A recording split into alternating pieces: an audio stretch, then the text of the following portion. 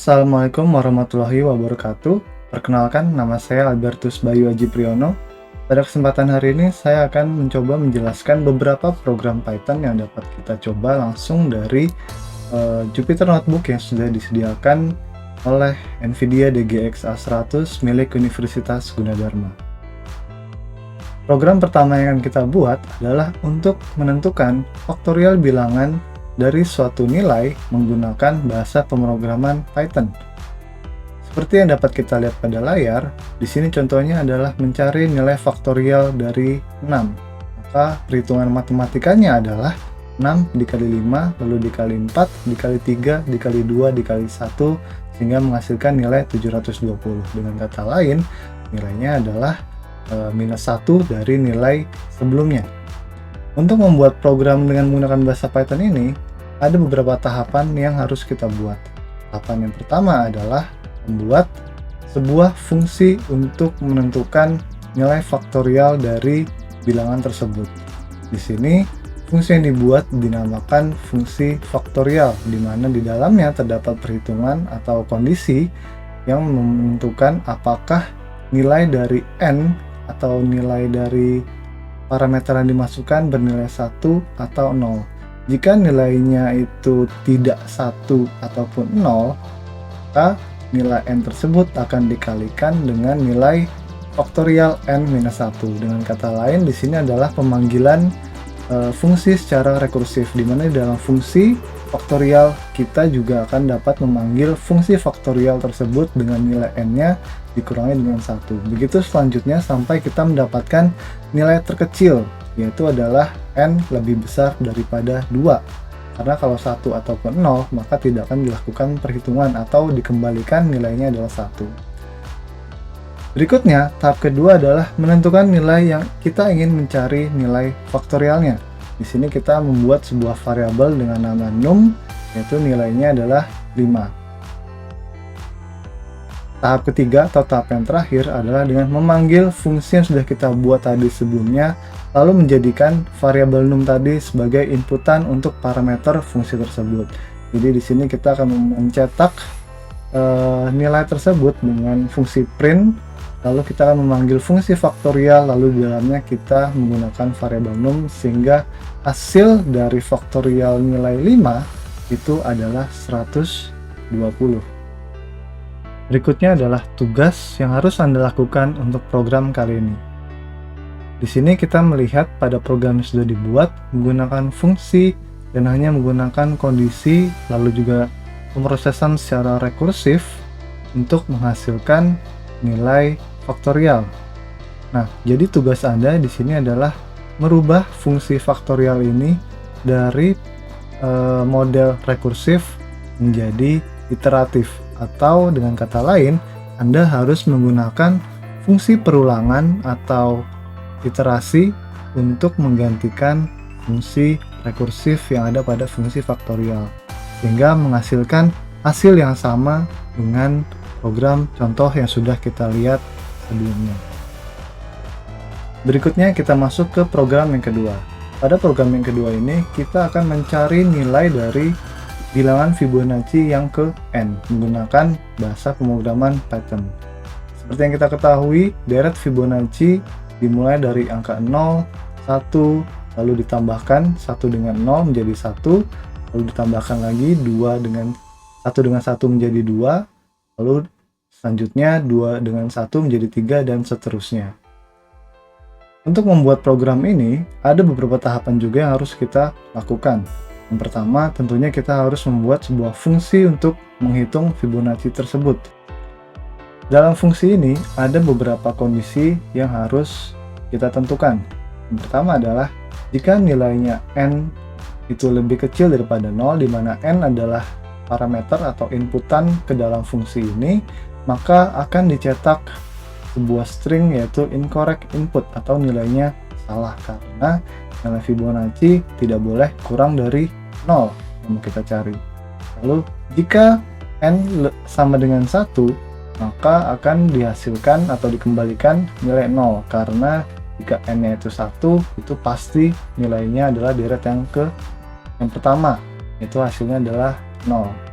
Lalu ada juga Jika n sama dengan 2, maka akan dikembalikan nilainya adalah 1, karena di sini jika n-nya itu adalah 2, yaitu urutan yang kedua, maka di sini dia akan mengembalikan bilangan kedua pada deret Fibonacci-nya. Selain daripada itu, kita akan mencoba menghitung deret Fibonacci berdasarkan dasarnya itu 0 dan 1 tadi, di mana di sini perhitungannya dilakukan secara rekursif, yaitu memanggil fungsi di dalam fungsinya. Jadi fungsi yang pertama dipanggil adalah Fibonacci, di mana parameternya diisikan dengan n-1 ditambah dengan fungsi Fibonacci lagi, tapi dengan parameter n-2 sesuai dengan rumus yang sudah dijabarkan pada penjelasan sebelumnya. Dengan menggunakan fungsi ini, maka akan didapatkan seluruh deretan berdasarkan nilai yang mau kita cari. Tahap selanjutnya adalah menentukan nilai n, yaitu urutan dari deret Fibonacci yang ingin kita ketahui nilainya. Pada contoh kali ini, nilai n yang diberikan adalah nilai 9. Lalu kita masuk ke langkah terakhir, yaitu dengan memanggil fungsi yang sudah dibuat sebelumnya dengan memasukkan nilai n tadi sebagai inputan parameternya. Lalu ketika kita jalankan programnya, maka akan diketemukan bahwa bilangan Fibonacci yang ke-9 adalah 21. Jadi kalau kita lihat di deretannya ini pun kita dapat menghitung, yaitu ke-1, ke-2, ke-3, ke-4, ke-5, ke-6, ke-7, ke-8, dan 9. Berikutnya adalah tugas yang harus Anda lakukan untuk program Fibonacci ini. Seperti yang Anda ketahui bahwa pada program ini hanya menghasilkan bilangan Fibonacci yang ke n. Contohnya di sini adalah nilainya 9, maka hasil Fibonacci-nya adalah 21. Tugas Anda di sini adalah untuk menampilkan seluruh nilai deret Fibonacci dari mulai 0 sampai dengan nilai yang ke n. Jadi di sini kalau contohnya adalah 9, maka Anda harus menampilkan seluruh deretnya mulai dari 0, 1, 1, 2, 3, 5, 8, 13, dan 21. Jadi tidak hanya 21 yang ditampilkan, tapi mulai dari awal sampai dengan akhir. Program selanjutnya pada hari ini adalah untuk mencetak semua bilangan prima dalam sebuah interval. Di dalam program ini, kita akan mencoba untuk menentukan bilangan-bilangan prima yang ada dari interval tertentu. Seperti yang kita ketahui, bilangan prima adalah bilangan asli yang lebih besar dari 1 yang tidak memiliki pembagi positif selain 1 dan dirinya sendiri. Contohnya seperti 2, 3, 5, 7, 11, dan seterusnya. Jadi pada program ini nantinya kita akan menentukan dua variabel untuk awal dan akhir sebagai interval yang akan kita cari dari bilangan primanya. Nah, untuk membuat program ini, tahap pertamanya seperti yang sudah dijelaskan sebelumnya adalah kita membuat dua variabel, yaitu variabel awal dan variabel akhir, di mana dalam contoh program ini variabel awalnya bernilai 11, lalu variabel akhirnya bernilai 25.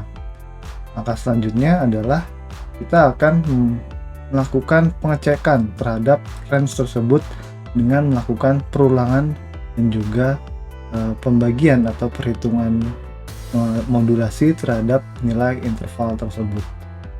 Pada perulangan ini terjadi dua kali perulangan. Perulangan yang pertama adalah melakukan perulangan dengan range-nya dari variabel awal dan juga sampai ke variabel akhir plus 1. Kenapa plus 1?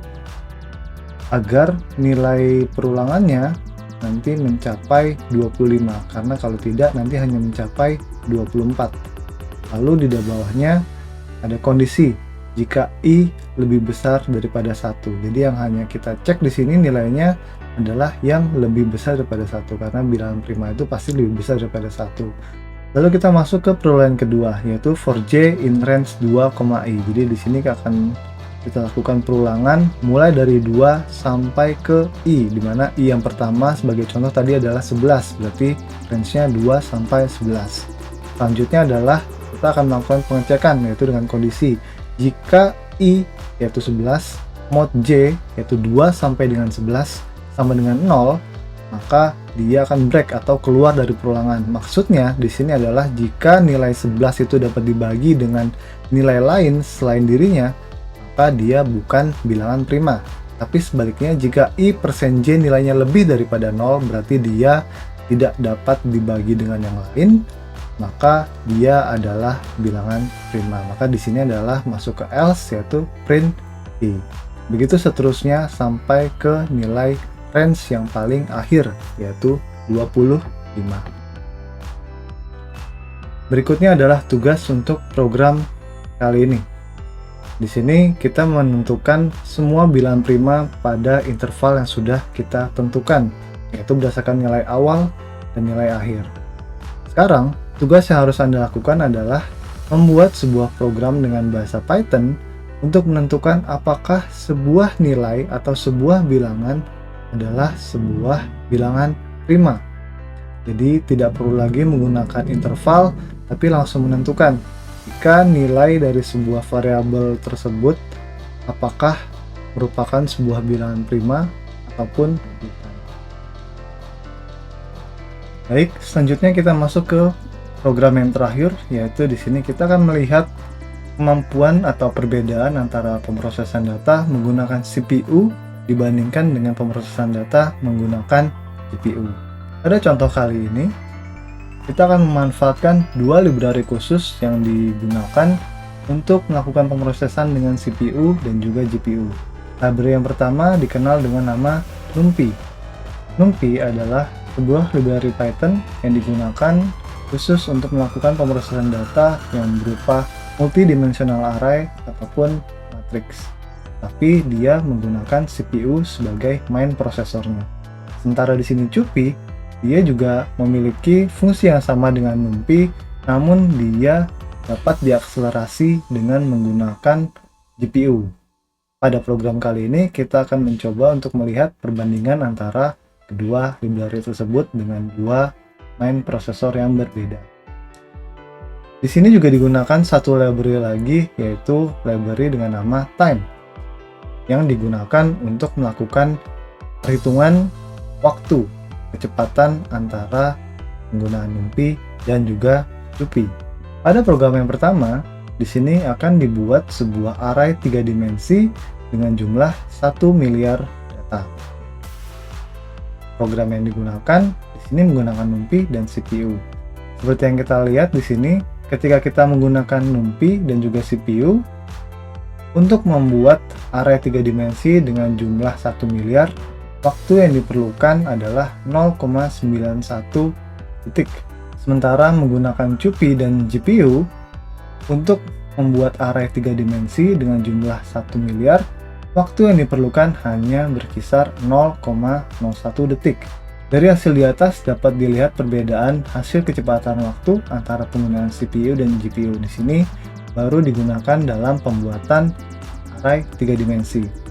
Lalu bagaimana jika dilakukan operasi matematika terhadap array ataupun matriks tersebut? Pada contoh program yang kedua, di sini kita dapat melihat perbedaan antara CPU dan GPU pada pemrosesan data sederhana atau operasi matematika yang sederhana. Tahap pertama adalah kita membuat sebuah variabel yang nantinya akan dikalikan dengan array yang sudah kita buat sebelumnya. Di sini contohnya adalah n sama dengan 5. Untuk NumPy, ketika nilai array 3 dimensi tadi dikalikan dengan 5, waktu yang diperlukan adalah 0,6 detik. Sementara untuk Cuppy dan juga GPU-nya, untuk array 3 dimensi tadi dikalikan dengan 5, waktu yang diperlukan adalah 0,2 detik.